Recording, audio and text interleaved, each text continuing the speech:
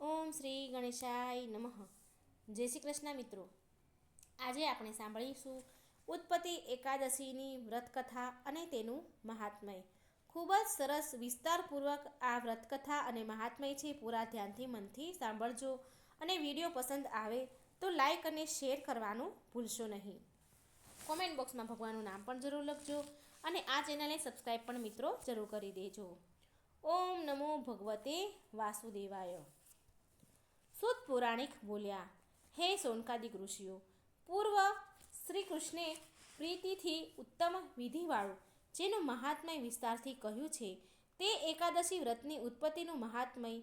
હે ઉત્તમ બ્રાહ્મણો, જે સાંભળે છે તે અનેક વૈભવો ભોગવીને અંતે વિષ્ણુ લોકમાં જાય છે. અર્જુને પૂછ્યું, હે પ્રભુ, હે જનાર્દન, ઉપવાસનું, નક્ત ભોજનનું અને એકવાર ભોજન કરવાનું કેટલું પુણ્ય છે તથા તેનો શો વિધિ છે તે સઘળું મને કહો.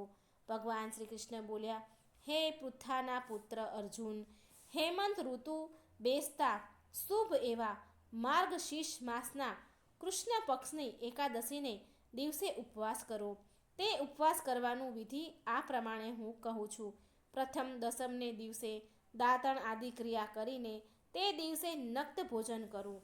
તેનું વિધિ એક દિવસના આઠમા ભાગની અંદર સૂર્યના આથમવાના ટાણે જે ભોજન કરવામાં આવે તેનું નામ નક્ત જાણવું, પણ રાત્રિએ જે ભોજન કરવું તે નક્ત ભોજન ગણાય નહીં.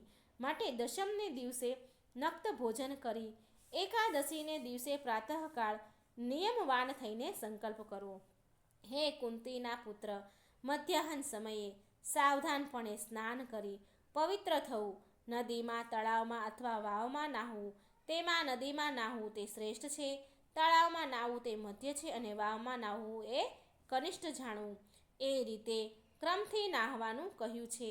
પરંતુ તે ત્રણમાંથી એકય જળાશય ન હોય તો કૂવામાં નાહવું એ પણ શ્રેષ્ઠ છે. સ્નાન સમયે પ્રથમ મૃત્તિકા લઈને તેની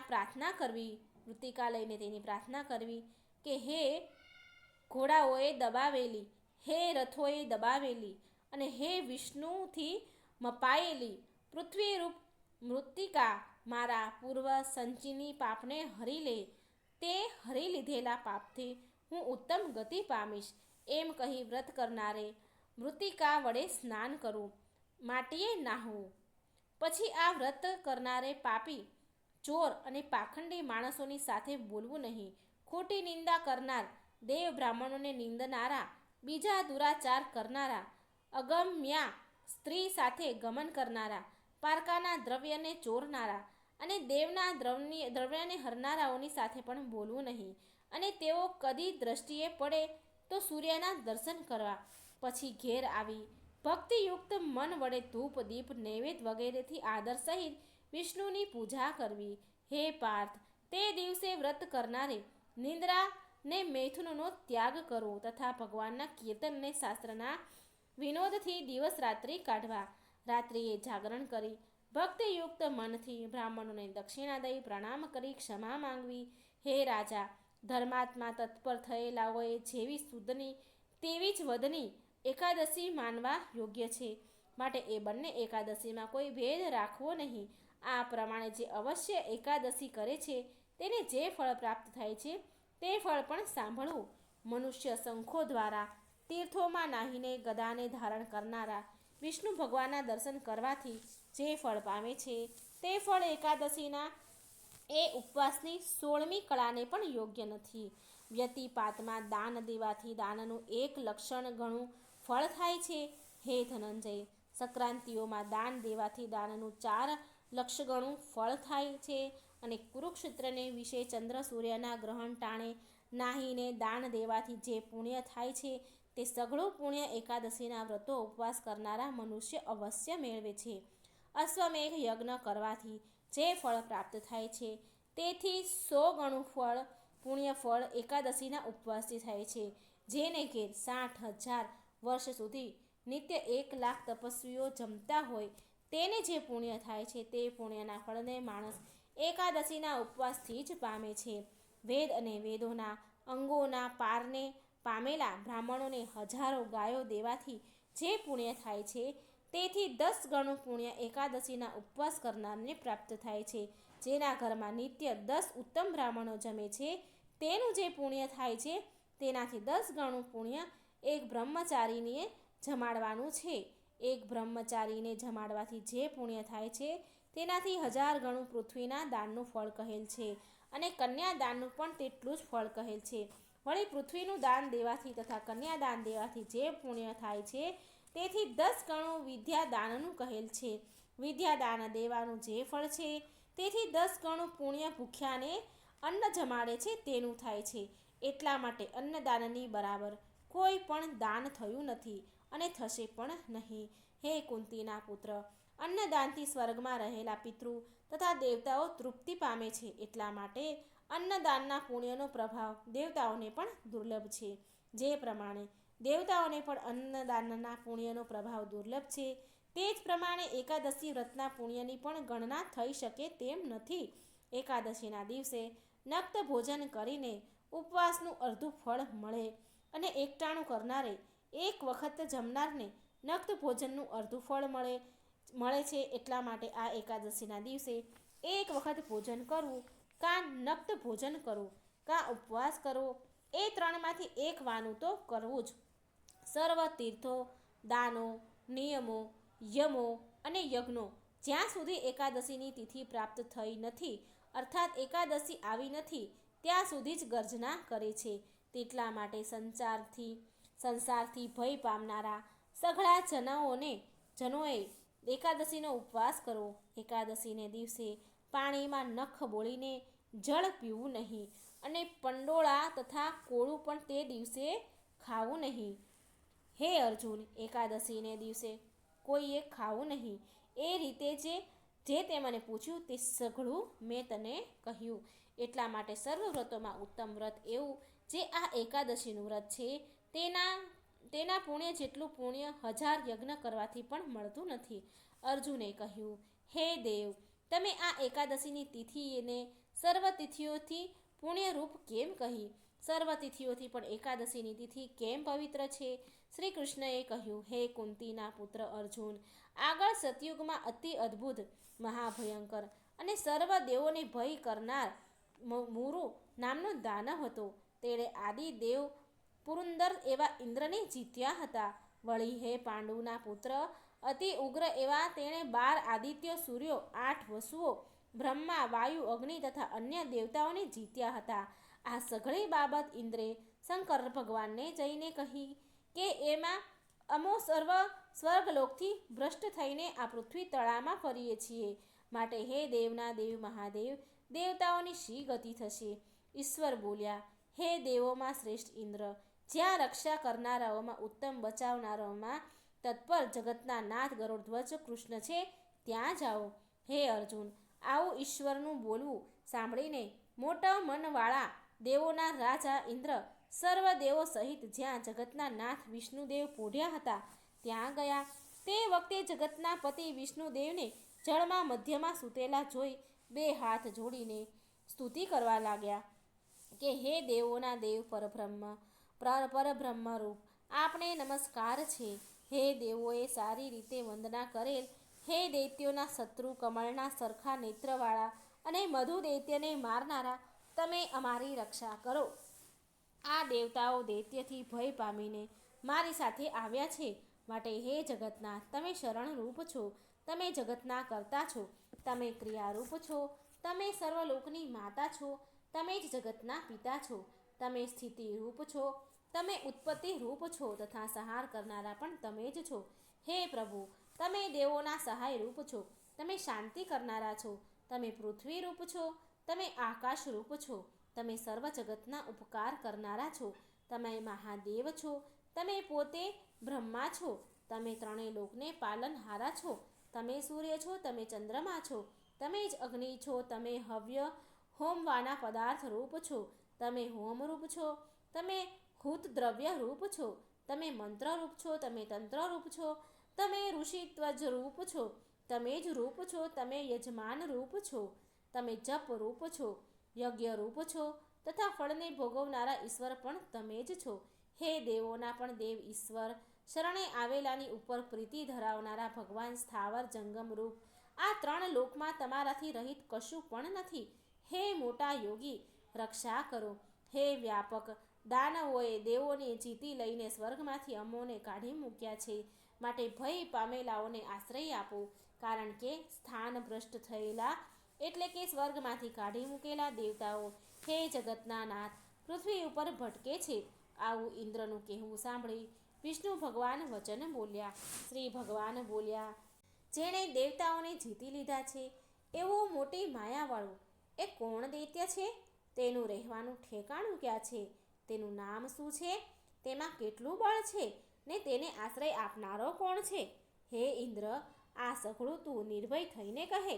ઇન્દ્ર બોલ્યા, હે દેવોના ઈશ અને ભક્તિની ઉપર કૃપા કરનાર હે ભગવાન, પૂર્વ બ્રહ્માના વંશમાં ઉત્પન્ન થયેલા અતિ ઉગ્ર દેવોને મારનારો નાડી જંગ એમ નામે મોટો દૈત્ય હતો. તે નાડી જરુના અતિ પ્રખ્યાત મુરુ નામે પુત્ર મોટો દૈત્ય છે. તે મુરુ દૈત્યની અતિ ઉત્તમ ચંદ્રાવતી માટે નામે મોટી નગરી છે. તે નગરીમાં વસનારા દુષ્ટ મનવાળા પરાક્રમી મરુએ જગતને જીતી લઈ દેવોને પણ સ્વર્ગમાંથી કાઢી મૂકીને પોતાના સ્વાધીનમાં રાખ્યા છે. વળી તમે પોતે જ ઇન્દ્ર, અગ્નિ, યમ, વાયુ, ઈશ, ચંદ્ર, નિશ્રુતિ અને પાશવાળા વરુણના સ્થાનકોના ઉપરી થયા છો, અને સૂર્ય પણ તમે પોતે જ થઈને તપો છો. સર્વ દેવોથી ન જીતાઓ એવા તમે પોતે જ મેઘરૂપ થયા છો. માટે હે વિષ્ણુ, તે દાનવને જીતીને દેવોનો વિજય કરો. એવું તે દેવોનું બોલવું સાંભળીને કોપાયમાન થયેલ વિષ્ણુ બોલ્યા, હે દેવોના દેવ ઇન્દ્ર, હું તે મહાબળવાન શત્રુને હણીશ, માટે તમે મહાબળવાન સર્વ દેવતાઓ એકઠા થઈને ચંદ્રાવતીમાં જાઓ. આ પ્રમાણે ભગવાન વિષ્ણુએ કહ્યું એટલે તે સર્વ દેવો વિષ્ણુને આગળ કરીને તેમની પાછળ ચાલ્યા. મારવાના દિવ્ય હથિયારો ધારણ કરેલા દેવોએ સંખ્યા વગરના હજારો દાનવો સાથે ગર્જના કરતા દૈત્યોના અધિપતિ મુરુ દૈત્યને દીઠો. તે વખતે અસુરોએ દેવતાઓને પોતાની હાથથી જ મારવા માંડ્યા. તેથી દેવતાઓ યુદ્ધનો ત્યાગ કરીને દશે દિશાઓમાં ભાગી ગયા. તે વખતે યુદ્ધમાં ઊભા રહેલા વિષ્ણુને જોઈને ક્રોધ પામેલા દાનવો હાથમાં જુદા જુદા આયુધો લઈને દોડ્યા. તેઓને દોડ્યા આવતા જોઈને શંખ, ચક્ર અને ગદાને ધારણ કરનાર વિષ્ણુએ ઝેરી સર્પોના જેવા બાણોથી દૈત્યના સર્વ શરીરને વીંધી નાખ્યા. એ રીતે વિષ્ણુએ હણેલા સેંકડો દાનવોનો નાશ પામ્યા. પણ માત્ર એકાંગ નામનો દાનવ ઊભો રહીને વારંવાર લડવા લાગ્યો.